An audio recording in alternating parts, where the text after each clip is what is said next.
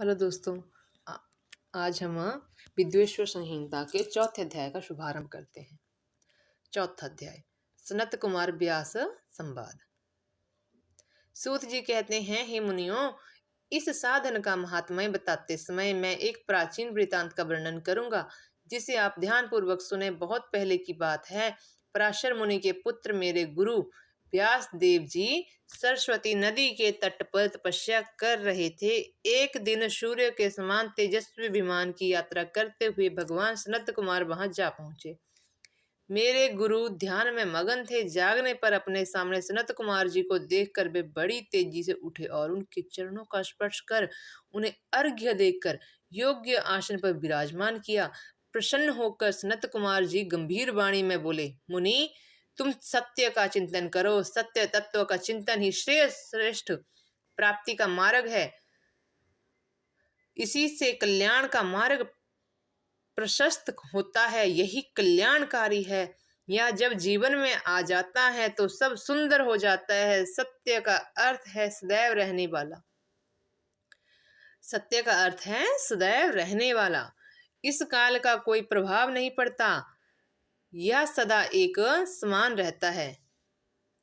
सनत कुमार जी महर्षि व्यास जी को आगे समझाते हुए कहते हैं, महर्षि, सत्य पदार्थ भगवान शिव ही है। भगवान शंकर का श्रवण, कीर्तन और मनन ही उन्हें प्राप्त करने के सर्वश्रेष्ठ साधन है।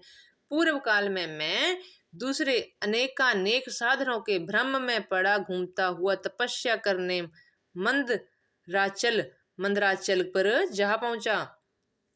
कुछ समय बाद महेश्वर शिव की आज्ञा से सबके साक्षी तथा शिवगणों के स्वामी नंदीकेश्वर वहां आए।